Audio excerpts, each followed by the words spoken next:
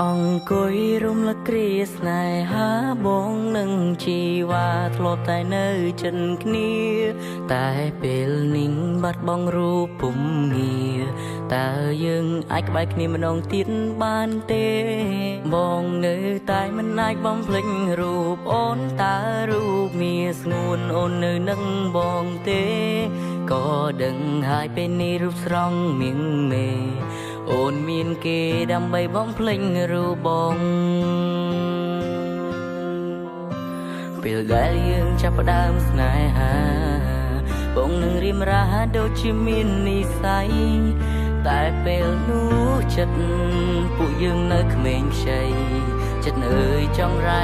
ប្រឡ័យស្នេហ៍យើងទាំងពីរដល់ពេលមួយពួកយើងឈានដល់ផ្លូវបែងមិនបាច់ប្រកែកព្រោះនេះជារឿងព្រំលឹងខិនពេលវេលាជានាងបង្ខំបងខិនឲ្យយើងឃ្លាតពីគ្នាក៏ដឹងហើយថារូបអូនមិនអាចត្រឡប់ក៏ព្រោះពេលនេះស្នេហាទៅឈានដល់ផ្លូវបាញ់ចំតើអូនអាចវល់រកបងម្ដងទៀតបានទេ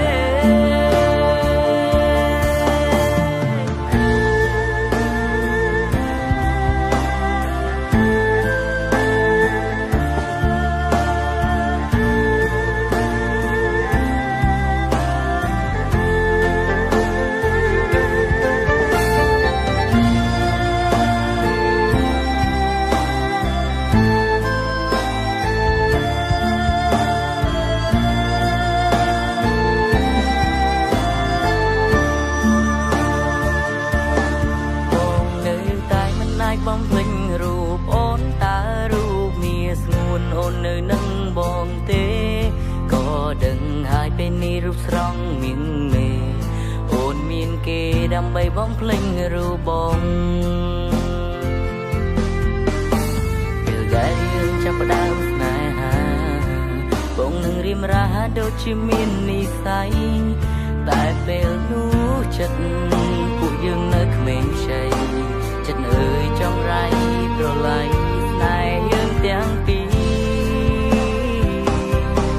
ដល់ពេលមួយពួកយើងឈានដល់ផ្លូវបែងមិនបាច់ប្រកែកព្រោះនេះជារឿងព្រំលឹងខិនពេលវេលាជានាងបង្ខំបងខិនឲ្យយើងឃ្លាតពីគ្នាក៏ដឹងហើយថារូបអូនមិនអាចត្រឡប់ក៏ព្រោះពេលនេះស្នេហាទៅឈានដល់ផ្លូវបាញ់ចំតើអូនអាចវល់រកបងម្ដងទៀតបានទេអូននាងស្មោះបងគឺជានាងក្បន់អូនទ្រាំអត់ធ្មត់ក៏ព្រោះតែអូនស្នេហ៍បងដល់ពេលនេះទើបបងដឹងរឿងខុសឆ្គង